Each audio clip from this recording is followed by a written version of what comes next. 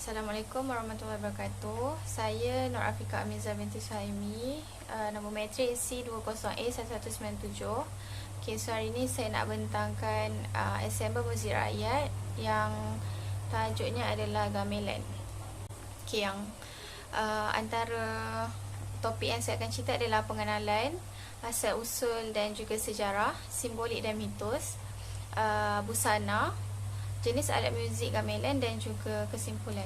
Okey, pengenalan ni adalah gamelan boleh didefinisikan sebagai perkataan yang berasal daripada kedua-dua bahasa asli moden dan purba Indonesia yang mempunyai satu makna seperti bermain muzik, memukul seperti drum, orkestra dan juga gangsa.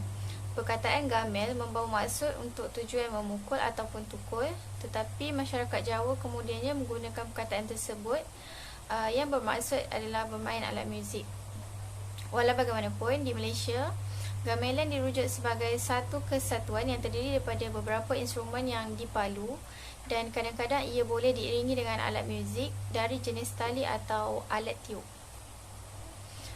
Muzik gamelan ni wujud terutamanya dalam kalangan kelas pemerintah dan juga telah diwariskan kepada Istana Penyengat Riau, ke Istana Pahang dan kemudiannya ke Istana Terengganu. Okey, sejarah dan asal usulnya. Kesenian gamelan Melayu dipercayai tiba di tanah Melayu dari Istana Kesultanan Riau Linggar sejak kurun ke-17 lagi. Ia dikatakan bahawa sekumpulan penari dan pemuzik bersama instrumen muzik gamelan telah dibawa dari Pulau Penyengat Riau pada tahun 1811 bagi menyerikan perkahwinan Wan Esah, iaitu adinda kepada pemerintah Pahang Bendahara Tun Ali, dengan pasangannya Tengku Husin, iaitu putera sulung kepada Sultan Riau Linggar, Sultan Mahmud Shah ketiga. Okey, gamelan ni mula berkembang ke Terengganu apabila joget Pahang dipersembahkan di majlis perkahwinan Tengku Long, iaitu puteri Sultan Ahmad dengan Sultan Zainal Abidin III. Apabila Tengku Sulaiman menaiki tahta dengan gelaran Sultan Sulaiman Badrul Alam Shah, baginda berhasrat untuk menubuhkan kumpulan gamelan Terengganu.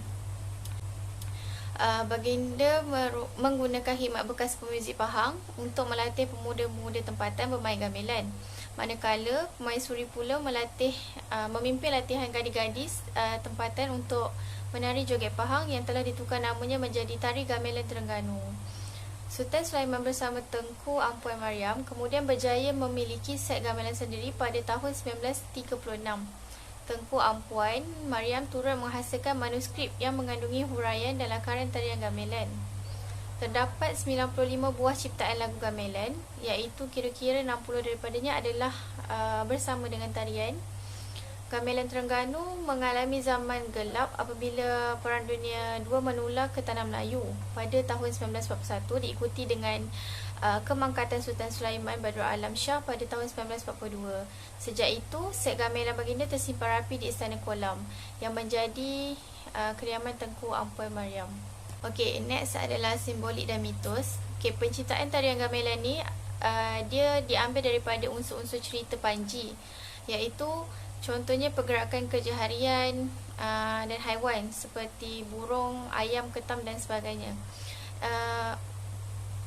Gamelan ni dimainkan pada acara khusus seperti keagamaan, perayaan, pertunjukan wayang dan juga untuk mengiringi tarian.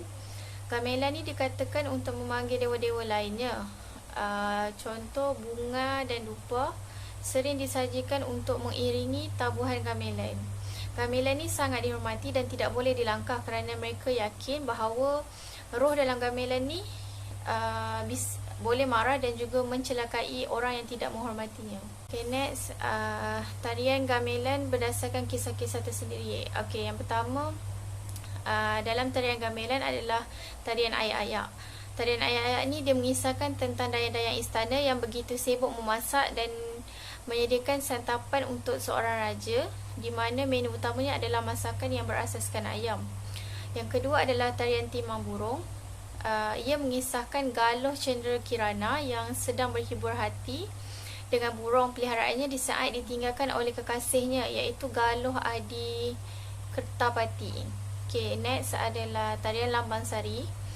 Tarian ini mengisahkan tentang seorang puteri yang turun dari kayangan mencari kekasihnya di tepi pantai. Sewaktu berada di pantai tersebut, dia asyik memerhatikan para nelayan yang sedang membuat kerja. Dan yang terakhir adalah tarian togok.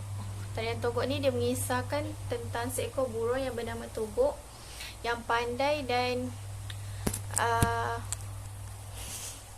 sering menari di ranting-ranting pokok. Okey, ni adalah busana yang digunakan oleh penari-penari, iaitu yang pertama adalah tarian tenung, lepas tu tarian timbang burung dan juga tarian togok. Okey, yang seterusnya adalah jenis alat muzik. Jenis alat muzik ni ada lebih kurang 9. Yang pertama adalah keromong, yang kedua gambang, sarun barong, sarun demong dan juga sarun peking. Next ada lagi kenong, gendang dan juga gong. Okay, kesimpulannya adalah sejarah gamelan di Malaysia ni dapat ditafsirkan dengan satu kesenian yang melibatkan alat muzik, tarian dan juga nyanyian. Gamelan di Malaysia telah bermula sejak zaman Kesultanan Melayu Melaka lagi. Namun selepas kejatuhan zaman tersebut, gamelan telah dibawa ke Johor, Pahang dan juga Terengganu. Kegunaan gamelan pada suatu masa dahulu hanyalah terhad kepada kesenian istana. Tapi setelah zaman berubah, kesenian gamelan telah menjadi popular kepada masyarakat. Banyak acara yang menggunakan muzik gamelan sebagai penyeri majlis. Gamelan juga haruslah diperkenalkan di sekolah supaya generasi muda dapat mengenali warisan negara. Oleh itu, gamelan juga haruslah dipersembahkan dalam majlis-majlis formal seperti penyampaian hadiah, convocation dan juga watika pelantikan sesuatu jawatan. Okey, pertandingan gamelan juga perlulah diperluas supaya masyarakat luar juga tahu dan mengenali kesenian yang ada di negara kita. Sekian, terima kasih.